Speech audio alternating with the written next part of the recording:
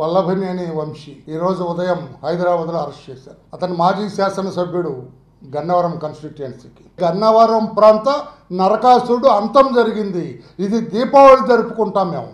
ఆ రోజున నరకాసురుడి వధ జరిగితే ప్రపంచవ్యాప్తంగా దేశవ్యాప్తంగా ఎలా దీపావళి జరుపుకుంటారో ఈ రోజున ఈ గన్నవరం నరకాసురుడిని అరెస్ట్ చేస్తే ఇదొక నరకాసుర వధ అని గన్నవరం ప్రాంత ప్రజలందరూ కూడా సంతోషపడుతున్నారు. మార్నింగ్ నుంచి ఏ టీవీలు చూసినా కూడా జేజేలు పలుకుతున్నారు.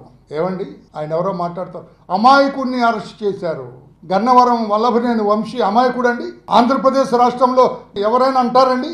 ఎటువంటి is a criminal, is an organised criminal. Vallabhaneni Vamsi అనే అతను ఆర్గనైజ్డ్ క్రిమినల్. అతను నేను పోలీసు భాషలో చెబుతున్నా, ఏ సైలెంట్ కిల్లర్. అతను ప్లాన్ వేస్తే మూడో కంటికి కూడా తెలియదు అంటాడు. ఏదైనా భూ కబ్జా చేయాలన్నా, ఎవరన్నా ఒకరిని లేపాలన్నా, ఒకరి మీద అత్యాచారం చేయాలన్నా, అఘాయిత్యం చేయాలన్నా మూడో కంటికి తెలియదు అంటారు. అంతటి నేర నిష్ణాతుడు అతను. నేరం చేయటంలో నిష్ణాతుడు అతను.